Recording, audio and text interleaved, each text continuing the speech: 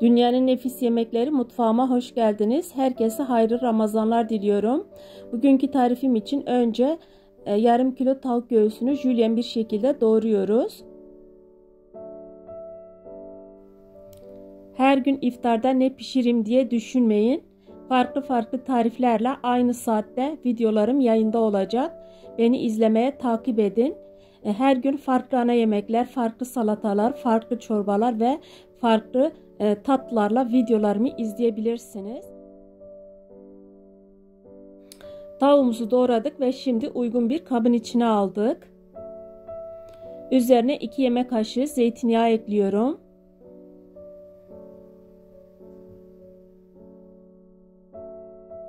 Bir tatlı kaşığı kırmızı toz biber. Yarım tatlı kaşığı kadar karabiber ve tuz ekliyorum.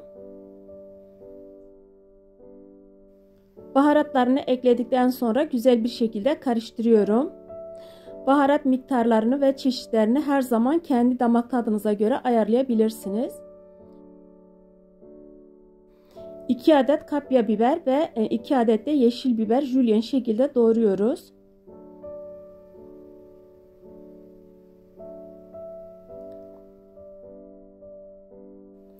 Dört adet küçük boy soğanı halka şeklinde doğruyoruz.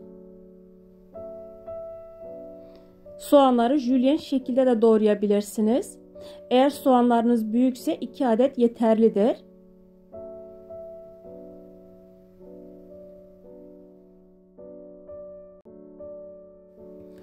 Uygun bir tavanın içine 2 yemek kaşığı kadar sıvı yağ ekliyorum. Şimdi de baharatlandırdığımız tavuk göğsünü de ekliyorum.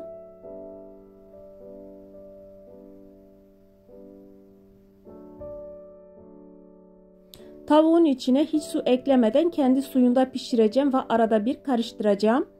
Pişirirken kapağını örterek pişireceğim.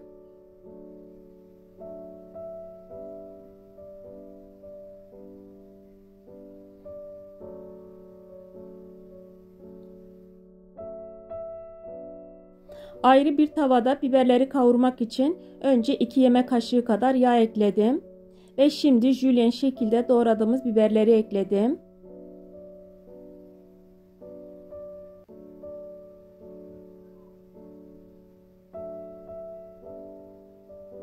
Biberleri de yağda kavuruyoruz. Biberleri biraz kavurduktan sonra soğanları ekledim.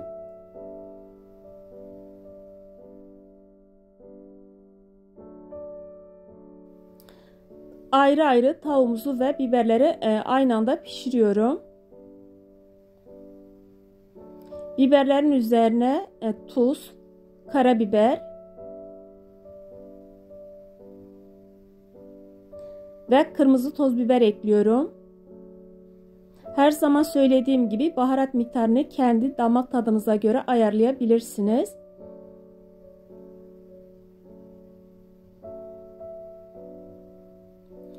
4 diş sarımsak ekliyorum. Sarımsağı rendeleyerek de ekleyebilirsiniz.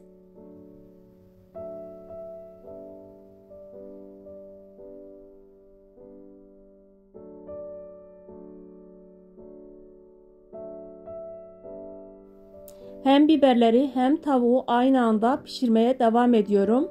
İnanılmaz derecede lezzetli bir yemek.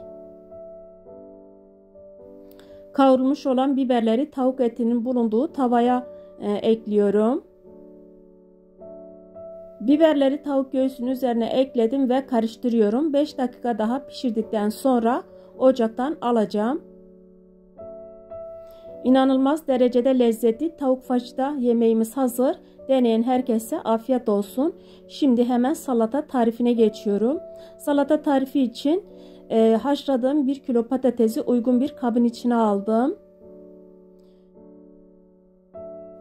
Üzerine doğranmış 4 yaprak marul, yarım deste maydanoz, 2 dal yeşil soğan ve 4 adet kornişon turşusunu ekledim. Şimdi üzerine yağlı biber turşusunu ekliyorum. Yağlı biber turşusu buraya bırakacağım. Oradan bakabilirsiniz ve 2 adet rendelenmiş havuç ekliyorum. Uygun bir kabın içine 1 fincan zeytinyağı, 1 limon suyu, 1 çay kaşığı toz biber, 1 çay kaşığı kırmızı biber, 1 çay kaşığı pul biber, 2 çay kaşığı sumak ve tuz ekliyorum. Baharat miktarını yine de kendi damak tadınıza göre ayarlayabilirsiniz. Biraz karıştırdıktan sonra içine 1 yemek kaşığı kadar mayonez ekliyorum ve 1 yemek kaşığı kadar da ketçap ekliyorum. Ketçapı ekledikten sonra 1 yemek kaşığı nar ekşisi ekliyorum.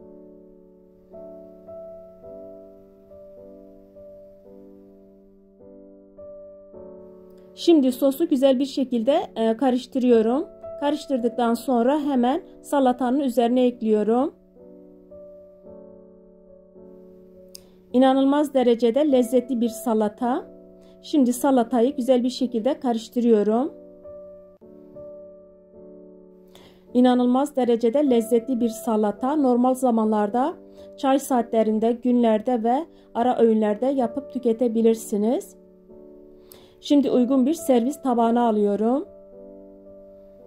Patates salatamız da bu kadar. Deneyen herkese şimdiden afiyet olsun.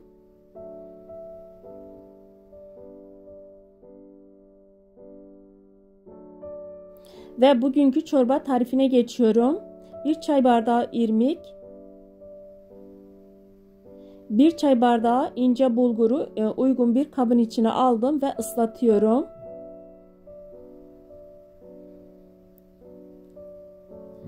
Güzel bir şekilde ısladıktan sonra üzerini streçle kapatıyorum.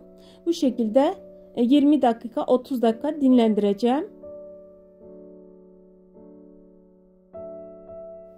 Arada yarım saat geçti ve şimdi hemen streç kağıdını çıkarıyorum.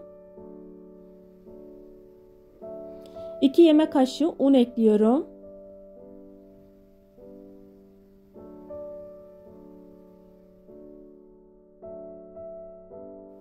Yapışmış olan bulguru önce açıyorum elimle.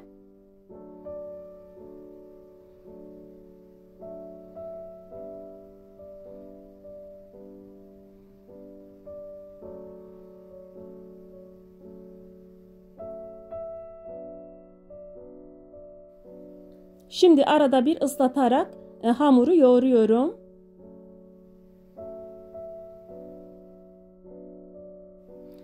Dinlendiği için macun kıvamına gelmiş. Şimdi güzel bir şekilde yoğuruyorum. 1 tatlı kaşığı tuz ekledim. Neredeyse tuzu unutacaktık. Ve şimdi hamuru yoğuruyorum.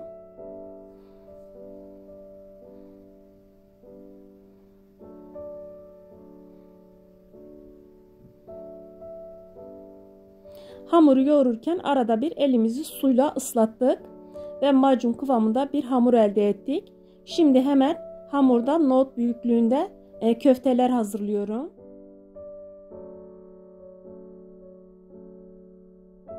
Bu şekilde nohut büyüklüğünde köfteler yapıyorum.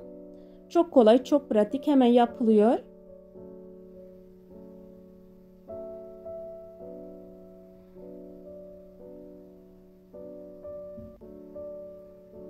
İçine biraz un serpiyorum.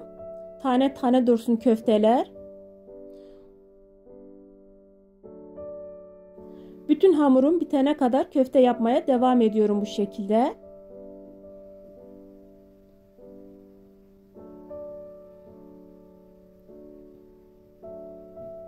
Ve bütün köftelerimiz bitti. Üzerine 1 yemek kaşığı daha un ekliyorum. Toplam 1,5 yemek kaşığı un ekledim köftelerin içine. Şimdi unla bu şekilde biraz sallıyorum. Bu şekilde tane tane duracak. Sosu için 1 su bardağı yoğurt, 1 adet yumurta ve 2 diş sarımsak kullanıyorum. Malzemeleri güzel bir şekilde çırpıyorum.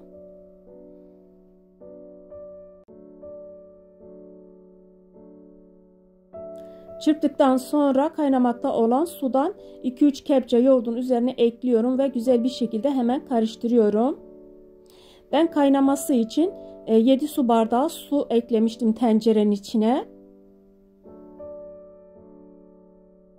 Ve şimdi kaynayana kadar sürekli karıştırıyorum. Çorbamız kaynamaya başladı.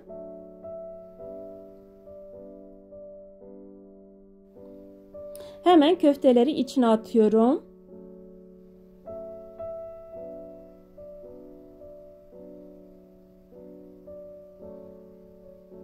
Bütün köfteleri çorbanın içine attım.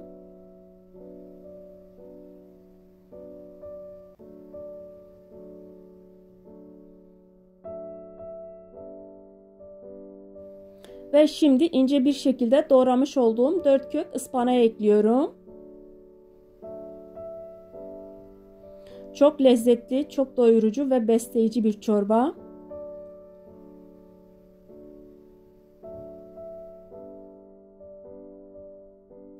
Yarım tatlı kaşığı pul biber ekliyorum. Ve yarım tatlı kaşığı toz biber ekledim.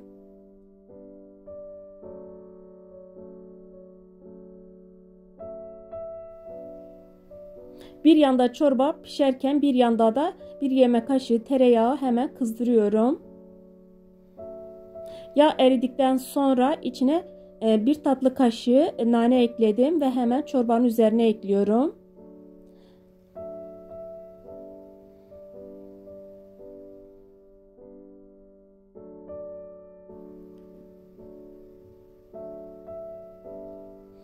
Yarım limon suyu ekliyorum. İnanılmaz derecede lezzetli bir çorba. Kesinlikle yapmanızı tavsiye ederim. Çorbamızın kıvamı bu şekilde.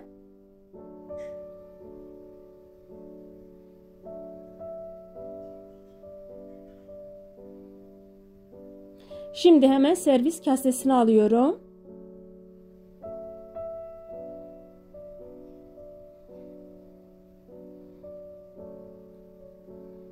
Deneyen herkese şimdiden afiyet olsun.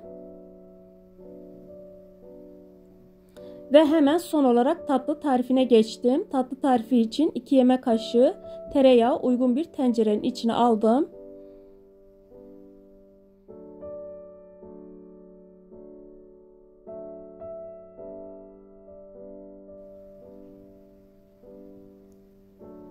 Yağımız erimeye başladı ve şimdi üzerine 1 su bardağı un ekliyorum. Unu eleyerek ekleyeceğim. Unu kokusu çıkana kadar yağda kavuracağım. Çok aşırı da kavurmayacağım. Çok az da kavurmayacağım.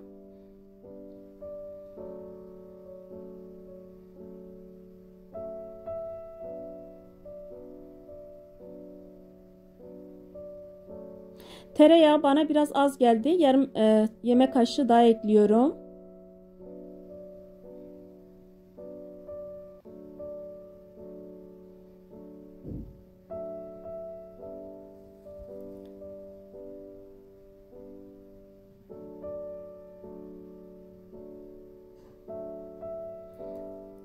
Unu kavurduk ve üzerine 1 litre süt ekliyorum.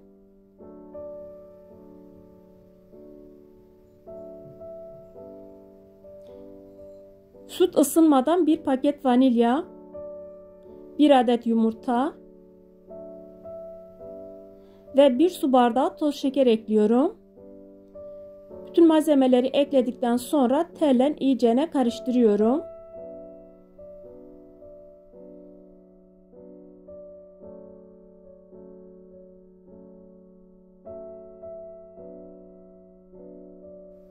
Süt helvamızı pişirene kadar karıştırıyorum. Helvamız kaynamaya başladı.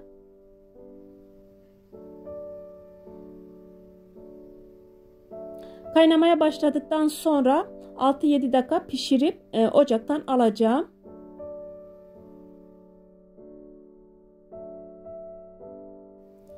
Uygun bir tepsinin altını tereyağıyla yağladım. Hemen süt helvayı üzerine döküyorum.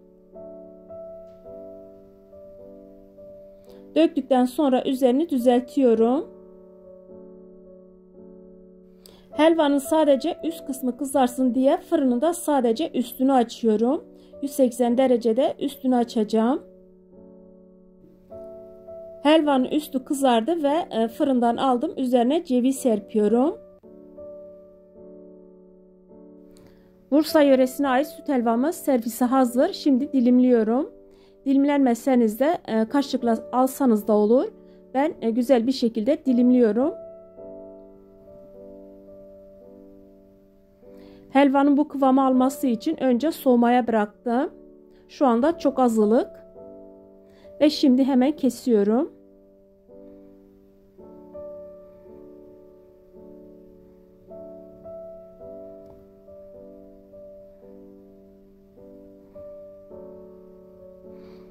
Helvamızın görüntüsü, kıvamı bu şekilde, çok lezzetli, çok besleyici ve doyurucu. Şimdiden deneyen herkese afiyet olsun.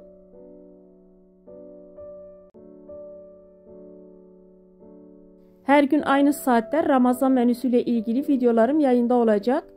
Videomu izlediğiniz için teşekkür ederim. İnşallah yarın görüşürüz. Herkese hayırlı iftarlar diliyorum. Hoşça kalın. Allah'a emanet olun.